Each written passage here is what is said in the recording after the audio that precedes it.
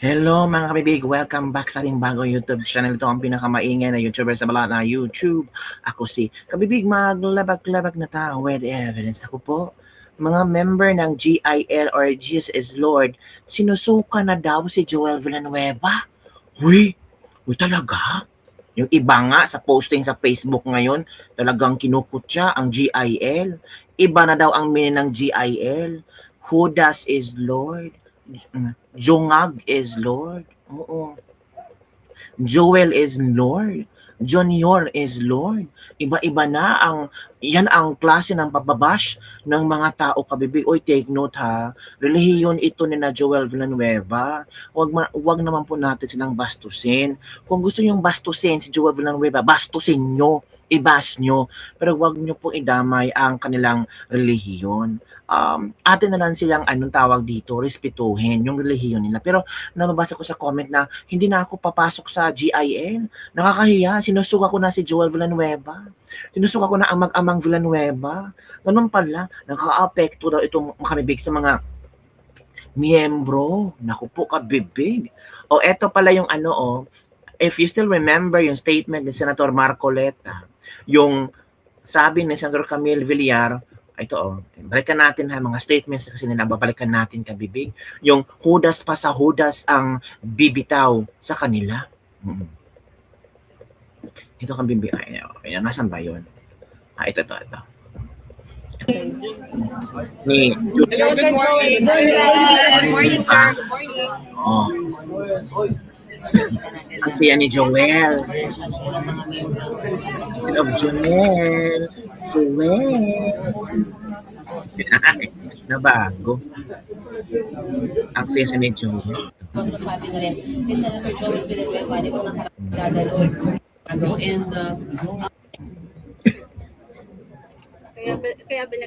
Kaya mas masahol pa kay Judas.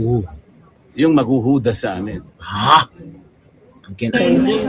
And many are... Paano mo i-disregard yun? Kaya mas masahol pa kay Judas. Yung maghuhudas sa amin. Hala? Ito pa kabibig ha. Komento ng isang vlogger kabibig. Ito ha. Yung tipong hindi ka na makaharap kahit sa media, hindi ka na makaharap ng diretso. Sir, game lang. Konti na. Short lang. Sen. I know you will understand me, boss. I know you. Pero confirm na. Confirm na, sir. Yeah? Trabaho na tayo. Trabaho. Was it a hard choice or para ba? Hard choice. Press short. Yan tuloy, hindi ka pinapansin ni Marcoleta. Hala? Paano kasi traitor ka? Paulo E. Ortega, okay, Vice Representative Jardine Sus and Romualdo, Representative Hindi ka pinapansin ni Marcoleta. Paano naman kasi sinayang mo yung sakripisyo ni Bato Tama. na kahit in danger yung kanyang pagkidnap ng Tama. ICC, pumasok pa rin sa vicinity ng Senado. Tama. Saka yung kay Jinggoy na nanindigan kahit na siya ay makulong. Tapos ikaw, yung Ay, hala ka. Oy sa mga kakampi natin diyan. Ha? Huwag nang sumamaan loob na lumipat si Joel Villanueva. Bakit? Isipin nyo na lang ito. Hindi natin kailangan ng politikong balintong baliskad. Ay, oo, tama. Hindi natin kailangan ng politikong hindi kayang ipaglaban ng taong bayan. Agree. Hindi natin kailangan ng politiko na magiging kakampi na sariling interes lang ang iniisip at hindi ang bayan. Agree. Yung mga sinasabi nga tungkol sa mga bayan-bayan at Diyos na yan, maniwala ka doon. Natakot talaga yan. Para sa taong bayan. Para Sabi nga sa The Godfather, give him an offer that he cannot refuse. Nakapagbakasyon nga sa Camp Janay, allegedly. Di ba? Allegedly. Ngayon, ang atin na lang tutukan, itong flood control na hindi ipinalalabas sa Blue Ribbon at saka sa media.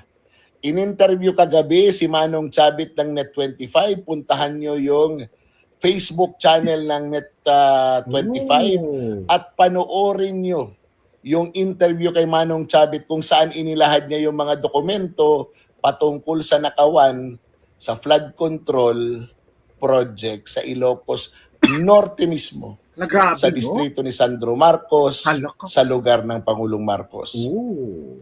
I-share ninyo Mm. para makita ng buong mundo na totoong merong anomalya sa mga proyektong flood control. Ah. Mga substandard, ghost project, doble-doble at ang pondo, at marami pang ibang kababalaghan na Marcos lang ang makakagawa.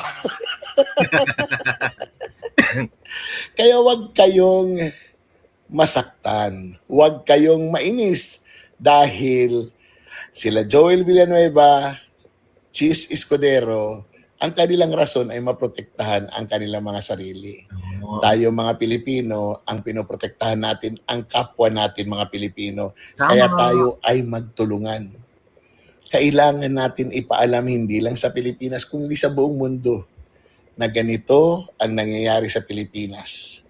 Ninanakawan kami ng pamahalaan at ipinambabayad doon sa mga politiko para mapagtakpan yung ninakaw nila sa kaban ng bayan. Tama.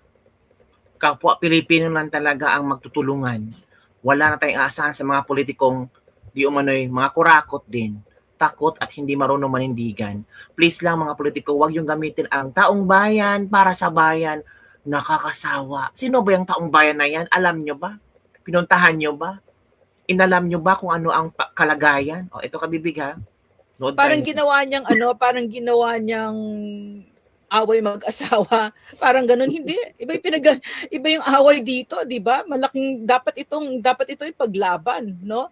There is hindi pwede ayan, purong away na lang, Babasahin ko, Mama. Yeah, Hindi, please. hindi po pwede na puro away na lang.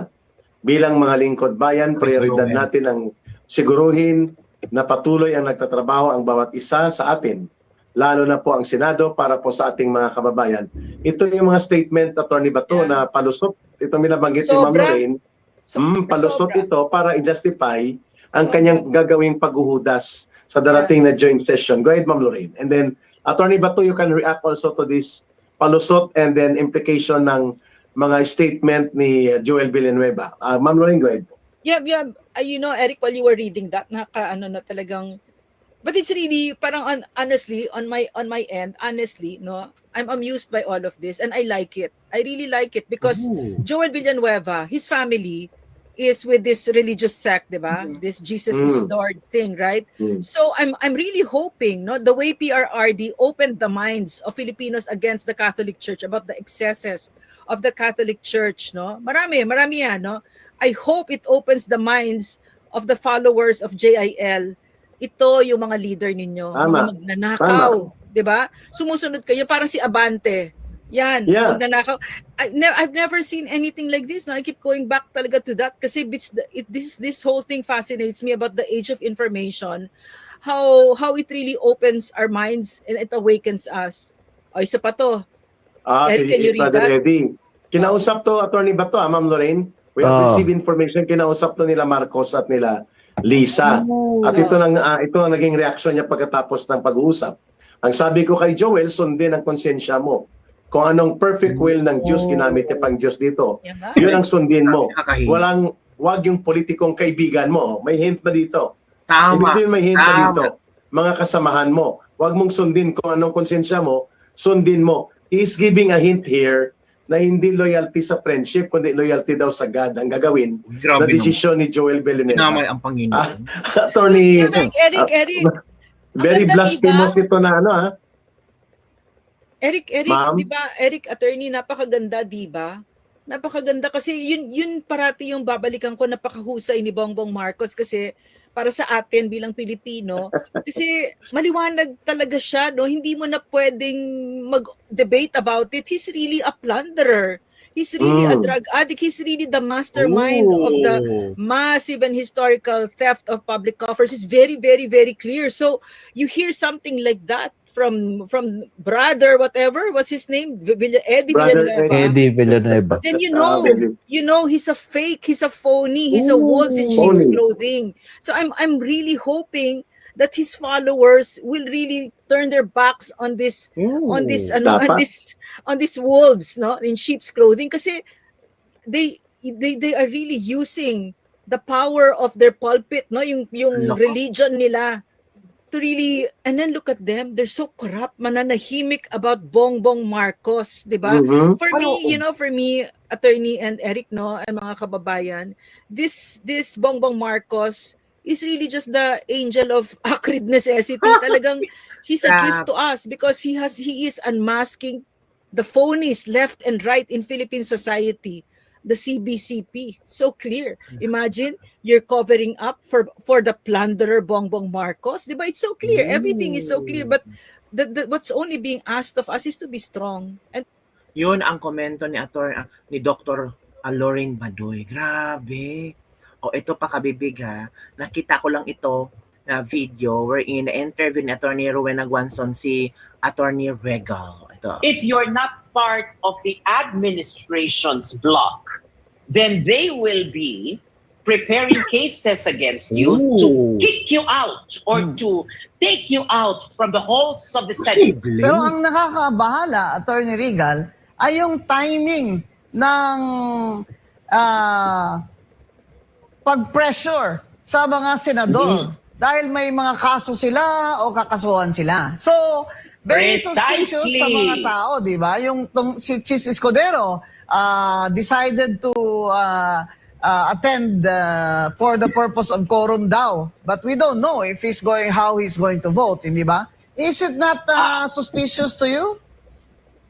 As of now, no, a lot of senators have a Damocles sword hanging on their head. Right. Alam na naman natin yan. Most of the senators in the other bloc have cases concocted against them, even if these cases are almost unreal. No, I'm saying unreal. For example, Marcoleta, plunder from campaign contributions. How can that be plunder, Attorney Bing? We know the definition of plunder, di ba? Jinggoy Estrada has been very, I have to say, has been very courageous not to accept any of their offers and go to prison, no, and surrender himself to justice. Even with numerous cases filed against him. We also know about the cases hanging on the head of Chis Escudero. Might be the reason why, because he might be next to be placed, to be arrested. There are lots of talks already that Joel Villanueva will follow suit and make it 13. Mas maganda yan, at least once and for all, Attorney Bing. Meron ng line, meron ng divide na 13. May settle na, masettle na yung issue. Correct, masettle na. But what I'm talking about is that it's very obvious that if you're not part of the administration's block, then they will be preparing cases against you to kick you out or to take you out from the halls of the Senate. And for you not to be able to involve yourself and participate in Senate proceedings. We've seen that already. We know that this is a strategy. And we're very sad that we have come to this point in our history that we have to see the political maneuverings using legal forms or using the legal sword to attack them. And it's very sad na gamitin natin ang mga laws available to paralyze and to take away organs of the Senate. If you're not... Yun ang sinabi ni Attorney Regal. Tama din naman siya. Kung hindi ka nasa grupo ngayon ni Bongbong, natural, makakasuhan ka talaga. May mga plano mo talagang kasuhan ka. Latest nga ngayon, yung mga tumulong daw na makataka si Bato sa Senate premises, kakasuhan, posible mahaharap sa isang investigasyon. Nako, yun na nga ang sinasabi natin, kabibig. Walang katapusan to hanggang matapos ang termino ni BBM. Ang tanong, matatapos ba ang termino ni BBM? Kasi plano ni BBM or mga grupo ni BBM na mag-con-as daw. Nako, yan ang mahirap. May threat pa ba ang Senado ngayon? Parang wala na yata. Diba? Yun lang kabibig. Don't forget to like, subscribe, and share this video. Bye everyone. See you next time.